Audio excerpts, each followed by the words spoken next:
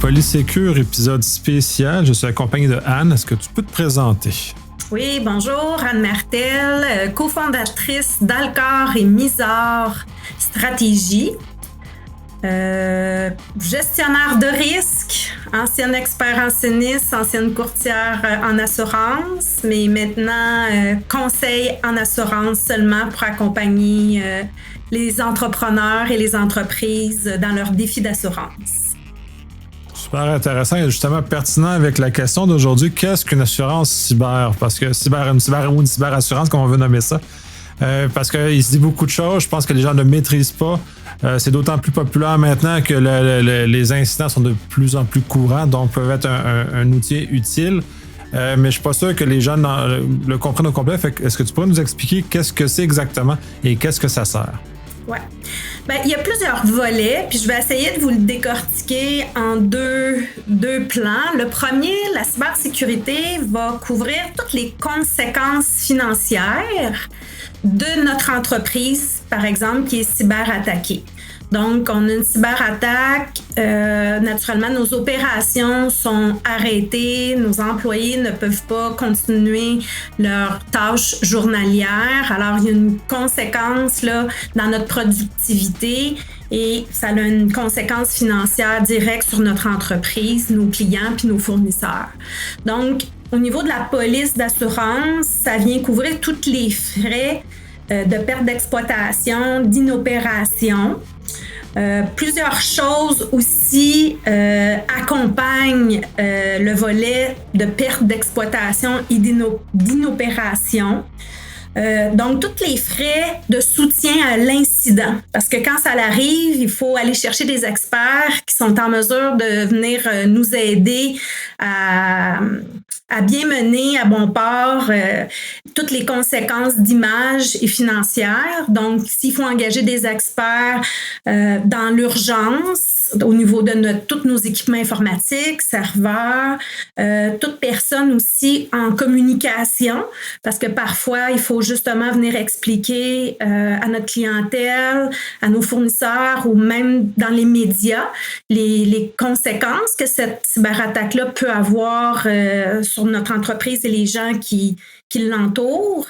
Alors, du soutien aux communications, un ou une spécialiste qui va venir expliquer qu'est-ce qui s'est passé, la suite des choses, pour rassurer, dans le fond, tous les gens qui sont atteints par cet événement-là. Parfois aussi, pour l'entreprise, il peut y avoir des frais de soutien à la défense. Je vais vous donner l'exemple le plus connu, je crois, c'est celle de Desjardins. Lorsqu'il y a des recours collectifs qui s'installent pour l'entreprise, il nous faut tous les frais peut-être d'avocat, les frais juridiques qui vont être liés à la défense du recours collectif vont être importants d'être soutenus parce que pour pas que l'entreprise ait des difficultés financières. Ensuite, j'en parlais un peu tantôt, l'atteinte à la réputation, ça peut avoir aussi des conséquences financières. Donc, le produit cybersécurité pour le premier volet est pas mal celui-là. C'est sûr que j'ai il y aurait peut-être plein de petites subtilités de la police d'assurance, mais en gros, c'est ça que ça vient couvrir. Par la suite, le deuxième volet, c'est justement les conséquences sur les tiers. Alors, pour ceux qui se font usurper leur identité, parce que si vous êtes une entreprise qui avait des renseignements personnels confidentiels, carte de crédit, date de naissance, numéro d'assurance sociale, ça peut avoir des conséquences importantes sur les tiers. Alors, tantôt, j'ai parlé plus sur l'entreprise, mais maintenant, sur les personnes qui peuvent en avoir des conséquences. Tout ce volet-là aussi est couvert par la police d'assurance, comme par exemple avec Desjardins. Desjardins offrait d'être protégé à tous ses clients par Equifax. Alors, payait les frais annuels pour les 5 prochaines années pour être comme alerté en cas de vol d'identité pour que les gens soit tout de suite en mode proactif pour se protéger et limiter les conséquences. Alors, la police cyber, là, en gros, c'est ça que ça représente. Mais il y aurait plein d'autres choses à dire, mais l'essentiel, je pense que c'est ça qu'il faut retenir. À mes yeux, expliqué comme ça a l'air un peu magique parce que juste pour prendre une cyberassurance et s'il m'arrive un malheur, tout est couvert. J'imagine qu'il y a des justement dans les subtilités qui permettent justement, tout ne doit pas être nécessairement couvert ou pas couvert nécessairement à la même hauteur parce que si c'était magique, je pense que tout le monde souscrirait immédiatement à cet élément-là. Puis le second volet, c'est les coûts rattachés à ce genre de choses-là. Ça ne doit pas être nécessairement gratuit, ce degré de protection-là non plus. Là. Ah, tu as tout à fait raison, Nicolas. Puis, tu sais, la première chose que je dirais, le domaine de l'assurance, c'est une jungle en soi. Puis souvent, les gens sont néophytes dans ce domaine-là, puis c'est très difficile de s'y retrouver. Effectivement, on peut demander une soumission cyber, penser qu'on est complètement couvert, puis malheureusement, lorsque l'événement arrive, on va être malheureusement déçu parce qu'on croyait comme la police tout inclus, là, la tout risque, puis là, tout d'un coup, il y a des exclusions ou des limitations. Alors, moi, mon conseil là-dessus, c'est effectivement, quand vous allez vers un courtier ou un agent d'assurance de dommages, demandez-lui beaucoup de questionnements parce que un bon prix va peut-être être justement l'indicateur d'une police d'assurance très limitée en cyber. J'en ai un client, par exemple, dernièrement, qui m'a dit « Ah oui, je suis couvert en cybersécurité, j'ai une police d'assurance. » Il me l'a envoyé, il coûtait 600 $. Ben effectivement, pour 600 $, il n'avait pas tout ce que je viens de vous expliquer tout à l'heure. Et c'est là que lorsque j'ai fait l'analyse, je me suis rendu compte qu'il lui manquait plusieurs sections. Alors, si on aurait eu toutes les sections, on serait peut-être plus vers 2500 $ et non pas 600 $. Alors, quand j'ai amené ça à sa connaissance, ben c'est sûr qu'il était déçu parce qu'il pensait pour un montant de 600 $ qu'il y avait tout ce qu'il fallait dans la police cyber. Malheureusement, c'était un produit de base. Qui avait pas tout et qui avait les bonnes sections importantes principales, mais qui n'aurait pas soutenu adéquatement financièrement cet entrepreneur-là ou son entreprise face à la situation de cybersécurité. Donc, le prix peut être un élément indicateur de vous peut-être poser des questions. 600 $, c'est un aubaine, ben c'est ça. Il faut peut-être questionner l'agent et le courtier pour s'assurer que c'est une police pratiquement tout risque ou tout inclus. L'autre chose aussi qu'il faut bien regarder, puis parfois, on fait royalement confiance à celui ou celle qui nous propose le produit d'assurance, c'est les limitations. Prendre un produit d'assurance cyber, par exemple, à 1 million de dollars, de tout ce que je vous ai expliqué tout à l'heure comme genre d'exemple sur quoi l'entreprise peut être soutenue, on va penser que c'est 1 million partout. Malheureusement, c'est pas le cas. L'assureur va limiter, par exemple, l'ingénierie sociale, donc pour 25 000, pour 250 000, mais il n'a pas le million. Donc, voilà aussi un autre aspect de déception lorsqu'il arrive quelque chose où on croyait qu'on avait 1 million de dollars sur notre police cyber, puis là, on se rend compte lors de l'événement que cette section-là précise était limitée. Donc, c'est pas nécessairement une exclusion, mais une limitation.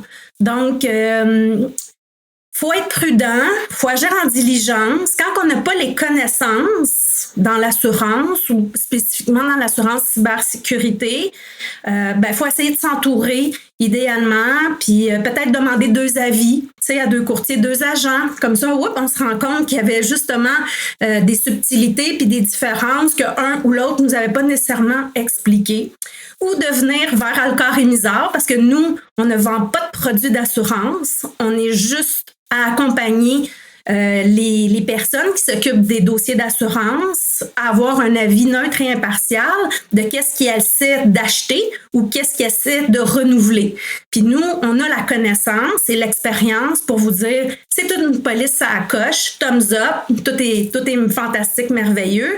Ou malheureusement, saviez-vous qu'il n'y avait pas ci, il n'y avait pas ça, vous pourriez avoir ci, vous pourriez avoir ça. Donc, C'est de faire notre travail. Ceux-là qui fait le shopping de la police d'assurance, faut qu'ils agissent beaucoup avec prudence et diligence et curiosité. Je pense que c'est le mot-clé plutôt, être curieux pour s'assurer que tout est bien fait. Puis si parfois vous pouvez aller vers une entreprise comme la nôtre, ben nous, on peut vraiment vous donner une lecture juste de ce produit-là spécifiquement. C'est très intéressant. De toute façon, je suis le premier à me fier à d'autres experts dans d'autres domaines parce que je suis bon dans le mien, mais dans les autres, je suis pas super bon. Et j'assume bien le fait que je ne suis pas super bon en dehors de mon domaine. Là. Fait que justement, d'aller chercher le conseil où c'est nécessaire d'aller le chercher. Ça, c'est un volet. Parce que dans le fond, là, on parlait justement d'une assurance tout risque, mais les entreprises ont probablement des besoins qui peuvent être diversifiés, n'ont pas besoin nécessairement du gros package que tu mentionnes en partant, et justement, vous allez être en mesure de les accompagner, par exemple, à déceler ou trouver le bon produit qui est adapté à leurs besoins. Exact. Chez Alcor et Misard, on accompagne les petites entreprises, les PME, les moyennes et les grandes. Alors, pour une police cyber, ça peut passer de 500 $. Pour la grande entreprise, on a des clients qui payent au-delà du $1 million juste pour la section cybersécurité. Puis effectivement, les besoins d'assurance en cyber pour la petite entreprise et la grande ne sont pas les mêmes. Ils restent les mêmes sur toutes les protections que j'ai expliquées. Je pense qu'il est important, même si on est une TPE, une très petite entreprise, d'avoir toutes les sections, mais pas nécessairement avec toutes les grandes limites du $1 million, mais au moins d'avoir une protection sur chacune des sections. Ça évite les déceptions, puis on sait pourquoi on paie, puis au moment où ça arrive, ben au moins on a assuré un minimum de risque financier à notre entreprise. Puis je pense que quand on est une TPE, on est encore parfois plus vulnérable au niveau de notre quiétude financière ou notre santé financière. Donc, il ne faut pas négliger, parce qu'on est une TPE ou une PME, de ne pas acheter la police tout risque. Moi, j'irais justement analyser les besoins par section avec l'agent ou le courtier ou un membre d'Alcor et Misard. C'est de la gestion de risque. Donc, comment je suis capable de payer pour m'assurer, puis combien je suis prête consciemment à savoir que je n'ai pas le montant total, mais que aussi ça n'arrivera pas jusqu'au montant total. C'est l'approche qu'il faut y avoir, mais pas juste en cybersécurité, dans le domaine de l'assurance en général. C'est pas juste d'acheter des produits puis de payer une prime. Il faut aussi avoir une approche gestion de risque pour justement prendre les bonnes décisions puis de payer la prime la plus juste possible. Donc, c'est comme ça que je pense qu'on réussit à tirer notre épingle du jeu au niveau des assurances quand on a une réflexion, puis aussi un accompagnateur qui peut nous amener dans ces sphères-là de réflexion, puis d'arrêter de payer peut-être pour quelque chose qu'on n'a pas de besoin, puis d'acheter quelque chose pour lequel c'est la réalité de notre entreprise. Mais une TPE, PME moyenne et grande ont les mêmes besoins, mais c'est les montants après ça qui diffèrent. Tu sais, 500 000, 1 million, 10 millions, 100 millions en cybersécurité. Mais là, ça dépend justement de la taille de l'entreprise. Oui, puis pour avoir vu, puis surtout dans des cas de PME ou des TPE, quand on arrive dans un cas d'incident, puis il y en a plusieurs qui ont fait les médias dans les derniers mois, puis même dans les dernières semaines à certains égards, quand l'avantage de l'assurance, le volet que j'ai trouvé le plus intéressant, c'est que l'assureur envoie une équipe d'experts justement en gestion d'incidents. Et ça vient souvent faire une différence énorme pour les entreprises qui n'ont pas la capacité d'avoir ces équipes-là à l'interne parce qu'elles sont trop petites pour avoir d'avoir des gens qui ne font que ça. Donc, de ramener ces experts-là pour nettoyer rapidement. Puis on peut le voir comme un sinistre. Si on veut avoir une image dans le monde réel, les agents de sinistre qui arrivent rapidement pour nettoyer les situations et remettre le plus rapidement en ordre est probablement le meilleur exemple. Puis c'est ce que j'ai vu dans les derniers temps qui, je pense, a sauvé probablement de la faillite plusieurs petites entreprises, justement parce qu'ils ont travaillé avec des experts au lieu de se dépêtrer eux-mêmes avec la situation. Exact. Ouais. L'autre volet à ça, c'est l'optimisation. Puis là, on peut aborder à travers le questionnement en amont, choisir le bon produit, mais aussi on peut poser des gestes comme entrepreneurs qui vont favoriser une réduction des primes, puis justement, qu'ils vont réduire parce qu'on va réduire notre risque. Puis là, l'assureur va qualifier cette réduction-là avec en nous faisant bénéficier de certains rabais. Mm-hmm. Oui, ben moi, c'est sûr que je suis gestionnaire de risque diplômé, puis j'ai été, comme je vous ai dit d'entrée de jeu, expert en sinistre au tout début de ma carrière. Donc, d'annoncer les mauvaises nouvelles aux clients, comme quoi que c'est pas couvert ou limité, ça m'a été de fortes bonnes expériences parce qu'au moment où je suis revenue à la vente, j'aimais mieux m'attarder sur les exclusions, les limitations que de vendre le produit touriste comme on parlait tout à l'heure. Puis, pour faire un lien en gestion de risque, c'est que c'est correct d'acheter une police d'assurance cyber, mais pour moi, si je peux l'imager ainsi, c'est le plaster qu'il y a sur le bobo. C'est ça, une police d'assurance cyber ou toute autre police, mais surtout en cybersécurité, on n'aurait peut-être pas besoin d'acheter des polices cybersécurité si l'entrepreneur ou le responsable des assurances ou de la gestion de risque dans leur entreprise aurait vraiment une image parfaite de l'état de sa maison. C'est comme ça que je l'explique souvent à nos clients.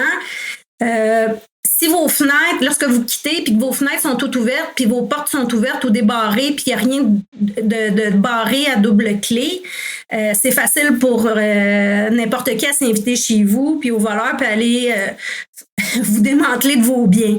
Donc, dans l'approche cyber, c'est la même chose. Moi, je conseille toujours de faire affaire avec une firme en cybersécurité, en diagnostic de cyber. Alors, ces équipes-là, qu'est-ce qu'ils font? Ils viennent vous donner un rapport de l'état de votre maison.